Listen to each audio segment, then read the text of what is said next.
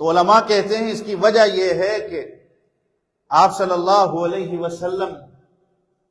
کا شفیق ہونا اور مہربان ہونا اس امت کے لیے کہ میرے اور آپ جیسا غریب جب حج بیت اللہ یا مدینہ رسول کی طرف سفر کرنے کے لیے جاتا ہے کہ جب وہ حتیم کے اندر پہنچ گیا،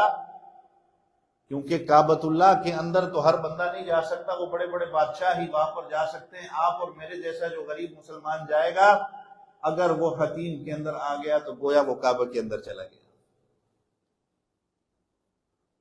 اور آپ صلی اللہ علیہ وسلم کا سفر حتیم سے ہوتا ہی اس لیے تاکہ میرے اور آپ کے لیے جب ہم جائیں تو ہمیں پتہ ہو کہ آپ صلی اللہ علیہ وسلم کا یہ سفر مقدس حتیم سے ہی شروع ہوتا ہے۔ اور دوسری وجہ علماء نے یہ لکھی ہے، چونکہ کعبے کے اندر اس وقت 360 بت تھے، اللہ کو پسند نہیں تھا کہ جہاں پر شرک ہو رہا ہو وہاں سے میرے محبوب کا سفر ہو۔ تو اسراء اور معراج دو حصوں پر مشتمل، ایک کعبہ سے بیت المقدس کا سفر جس کو اسراء کہا جاتا ہے، اور معراج کا سفر جو بیت المقدس سے عرش معلیٰ تک ہوتا ہے۔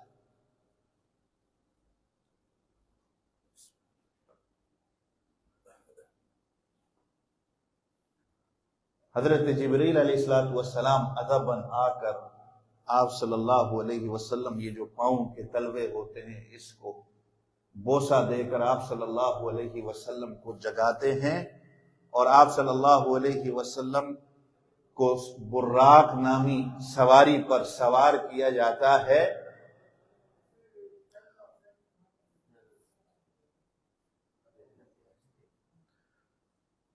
آپ صلی اللہ علیہ وسلم اس پہ سوار ہو کر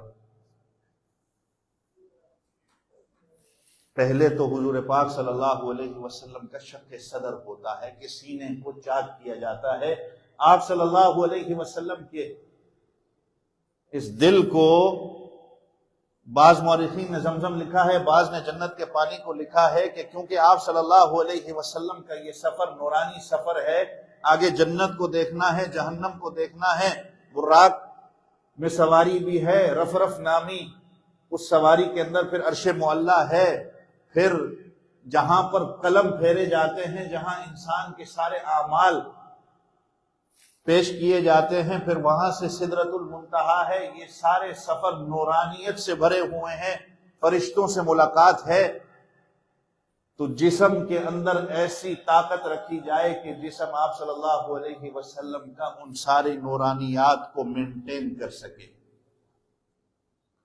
4 دفعہ حضور پاک صلی اللہ علیہ وسلم کا شق صدر ہوتا ہے، 2.5 سال کی عمر میں، 10 سال کی عمر میں، اور اعلان نبوت کے وقت، اور یہ معراج کے وقت۔ چند لمحوں میں حضور پاک صلی اللہ علیہ وسلم کا سفر مکہ سے بیت المقدس کی طرف ہوتا ہے۔ اچھا، یہ جو بیت المقدس کا سفر ہے نا، آپ صلی اللہ علیہ وسلم 5 دفعہ آپ صلی اللہ علیہ وسلم رکتے ہیں۔ ایک تو بیت اللہ ہو گیا، پھر اس کے بعد حضور پاک صلی اللہ علیہ وسلم کا رکنا جو یثرب اس وقت جس کا نام تھا، پھر بعد میں مدینہ منورہ ہوا، کہ آپ صلی اللہ علیہ وسلم کو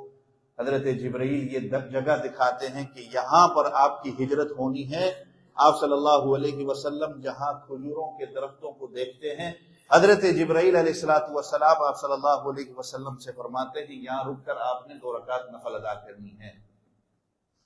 پھر یہاں سے تیسرا سفر آپ صلی اللہ علیہ وسلم کا طور سینا پہ ہوتا ہے، جہاں پر حضرت موسیٰ علیہ السلام نے 40 دن اعتکاف کیا،